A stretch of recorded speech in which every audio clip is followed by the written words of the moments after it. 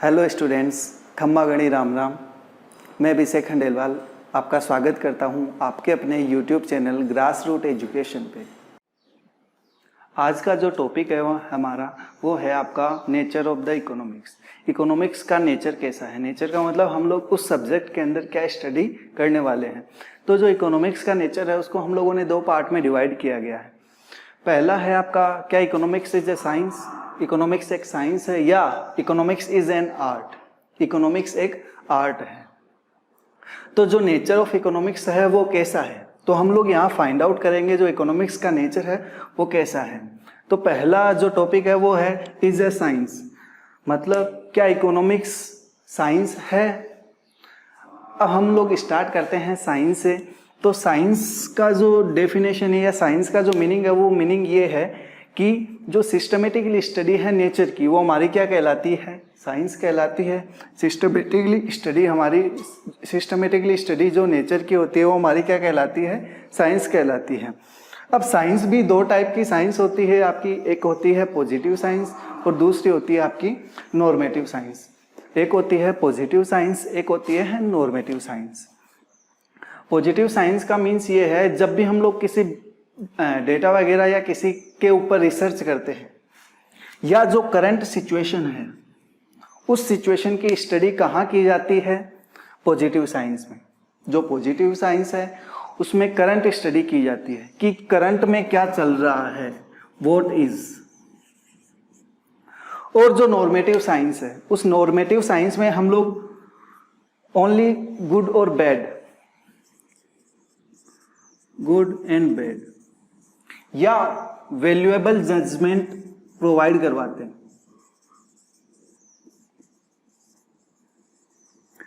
जैसे कि एक एग्जांपल दे रहा हूं, दोनों को समझना। अगर हम लोग बात करें पॉजिटिव साइंस की, तो पॉजिटिव साइंस का मैंने आपको क्या बताया कि करंट सिचुएशन क्या है। अगर एग्जांपल दूं तो एग्जांपल में आपका हुआ कि जैसे भ्रष्टाचार है तो भ्रष्टाचार का लेवल क्या है, डेटा अगर हम लोग डेटा कलेक्ट करें तो भ्रष्टाचार कहाँ कितना फैला हुआ है। तो ये जो सिचुएशन है या इसकी स्टडी जहाँ की जाएगी वो हमारी कौन सी साइंस है, पॉजिटिव साइंस। अब हम लोग बात करते हैं नॉर्मेटिव साइंस की। तो नॉर्मेटिव साइंस का अगर एग्जाम्पल दूँ तो जो भ्रष्टाचार है क्या ठीक है, क्या भ्रष्टाचार होना चाहिए, ये जो जजमेंट है तो इसमें हम लोगों को रिप्लाई हाँ या ना में मिलेगा कि ये अच्छा है या बुरा है, what is good and what is bad. तो ये जो वैल्यूएबल जजमेंट है वो हमारी किसके अंदर, इसकी स्टडी कहाँ की जाती है, नॉर्मेटिव साइंस के अंदर की जाती है। वापिस से दोनों का मतलब समझना कि जो पॉजिटिव साइंस है उस पॉजिटिव साइंस में हम लोग करंट सिचुएशन की स्टडी करते हैं, लाइक व्हाट इज, कि वर्तमान में क्या चल रहा है। जैसे भ्रष्टाचार है तो भ्रष्टाचार जो जितना है करंट टाइम पे वो हमारी उसकी स्टडी कहाँ की जाएगी, पॉजिटिव साइंस में। और नॉर्मेटिव साइंस में आपकी क्या की जाएगी, ओनली वैल्यूएबल जजमेंट की स्टडी की जाती है कि क्या कोई चीज़ क्या अच्छी है और क्या बुरा है। जैसे मैंने एग्जाम्पल दिया आपका, क्या करप्शन अच्छा है या करप्शन बुरा है, तो उसकी स्टडी जहाँ की जाएगी वो हमारी क्या कहलाएगी, नॉर्मेटिव साइंस। अब क्वेश्चन अराइज ये होता है कि हम लोगों ने साइंस के बारे में तो पढ़ लिया कि साइंस ये होती है और साइंस दो टाइप की होती है। अब क्वेश्चन अराइज ये होता है, हम लोग पढ़ रहे थे नेचर, क्या इकोनॉमिक्स साइंस है। अभी तक हम लोगों ने जबकि क्या पढ़ा है कि साइंस ये होती है और ये टाइप ऑफ साइंस। तो जो इकोनॉमिक्स है वो साइंस कैसे होती है, तो इस चीज को हम लोग प्रूफ करेंगे। जो इकोनॉमिक्स का नेचर है वो साइंस के नेचर की तरह होता है। क्यों होता है, रीजन सुनना। जैसे साइंस के अंदर लॉज वगैरह होते हैं, रूल और रेगुलेशन होते हैं, सेम उसी तरीके से इकोनॉमिक्स में भी जो रूल और रेगुलेशन होते हैं। जैसे इकोनॉमिक्स में जो रूल होते हैं वो होते हैं आपके law of demand, law of supply. जैसे साइंस में लॉ ऑफ न्यूटन्स वगैरह होते हैं, सेम उसी तरीके से हमारे इकोनॉमिक्स में भी हमारे लॉज वगैरह होते हैं। तो ये सेम सिमिलर उसी की तरह होती है। इसीलिए हम लोगों ने क्या किया है, इकोनॉमिक्स का जो नेचर है वो साइंस की तरह माना है। क्लियर हो गया। तो क्या हम लोग कह सकते हैं जो इकोनॉमिक्स है उसका नेचर कैसा है, साइंस की तरह। इकोनॉमिक्स का जो नेचर है वो कैसा है, साइंस की तरह।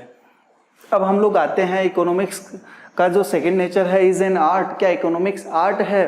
तो सबसे पहले हम लोग बात करें आर्ट कि आर्ट होती क्या है।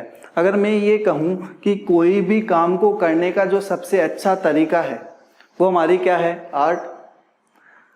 The best way of doing any work,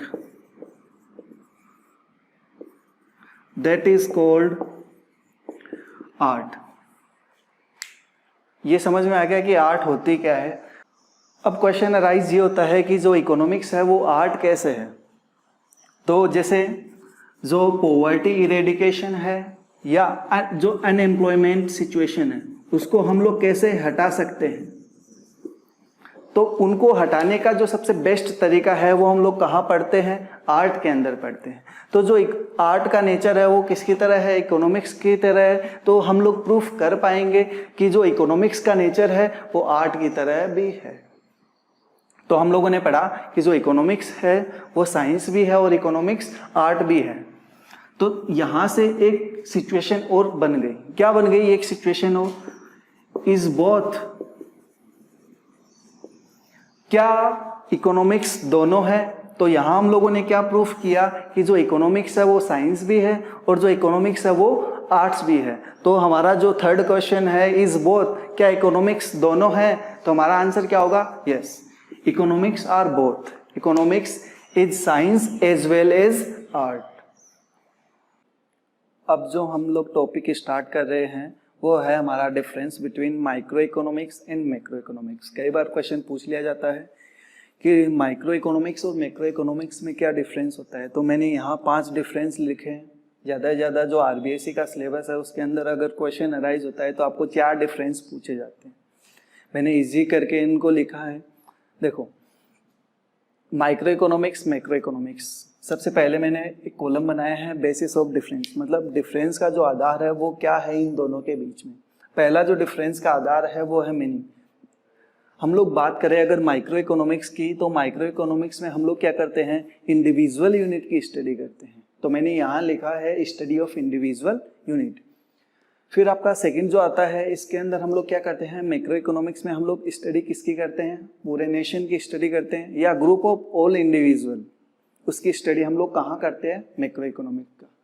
तो ये जो पहला डिफरेंस है वो मीनिंग के आधार पे हो गया। इन दोनों के मीनिंग के आधार पे पहला डिफरेंस हो गया। फिर है आपका सेकंड, स्कोप के आधार पे। मैंने आपको पहले भी पिछले वीडियो में अगर आपने देखा है तो वहाँ हम लोगों ने पढ़ा था स्कोप। स्कोप मतलब हम लोग माइक्रो इकोनॉमिक्स के अंदर क्या क्या पढ़ने वाले हैं वो इसका स्कोप है। जैसे प्रोडक्शन, कंजप्शन, एक्सचेंज, ये सब हम लोग कहाँ पढ़ने वाले हैं? माइक्रो इकोनॉमिक्स के अंदर। सेम थिंग मैक्रो इकोनॉमिक्स के अंदर हम लोग क्या पढ़ने वाले हैं? जैसे national income, general price level, ये सब हम लोग कहाँ पढ़ने वाले हैं? मैक्रो इकोनॉमिक्स के अंदर। तो जो स्कोप के आधार पे एक डिफरेंस हो गया। इसके अलावा जो थर्ड डिफरेंस है वो क्या है? पैराडॉक्स।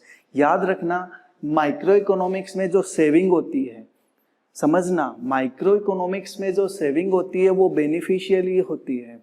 माइक्रो इकोनॉमिक्स में जो सेविंग होती है वो बेनिफिशियरी होती है, और जो मैक्रो इकोनॉमिक्स है उसमें जो सेविंग होती है वो बेनिफिशियरी नहीं होती।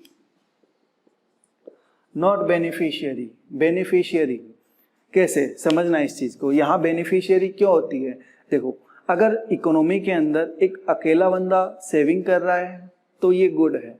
अगर हर कोई, जो मैक्रो इकोनॉमिक में उसके अंदर क्या होता है, अगर हर कोई सेविंग करने लग गया, समझना इस चीज को, अगर हर कोई सेविंग करने लग गया, जो पैसा है वो क्या हो जाएगा? इकट्ठा हो जाएगा, मार्केट में नहीं आ पाएगा। अगर मार्केट में पैसा नहीं आएगा तो प्रोडक्शन कैसे होगा? क्यों कि जो सेविंग होती है वो कहाँ जमा होती है? बैंकों के अंदर जमा होती है।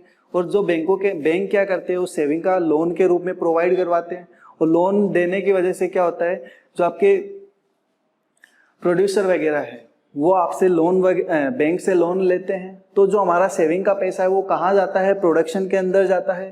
अगर हम लोग सब लोग सेविंग करने लग जाएंगे तो क्या ये बेनिफिशियरी होगा? नहीं होगा। इसीलिए हम लोगों ने लिखा है saving is not beneficiary for macro और saving is beneficiary for macro. एक अकेले पर्सन के लिए सेविंग अच्छी चीज होती है।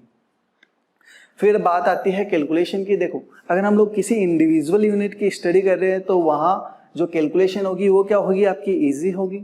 और अगर मैक्रो इकोनॉमिक्स, एक वाइडर लेवल पे हम लोग किसी चीज़ की कैलकुलेशन कर रहे हैं तो उसकी जो कैलकुलेशन होगी वो कैसी होगी, डिफिकल्ट होगी, नॉट हार्ड, डिफिकल्ट। लास्ट है थ्योरीज। देखो जो मैक्रो इकोनॉमिक्स है उसको हम लोग प्राइस थ्योरी के नाम से भी जानते हैं, और जो माइक्रो इकोनॉमिक्स है उसको हम लोग किस नाम से जानते हैं, इनकम थ्योरीज के नाम से। तो ये थे आपके 5 डिफरेंस माइक्रो इकोनॉमिक्स और मैक्रो। अगर आपको ये वीडियो अच्छा लगा तो वीडियो को लाइक करें, सब्सक्राइब करें और अपने दोस्तों के साथ शेयर ज़रूर करें। Thank you.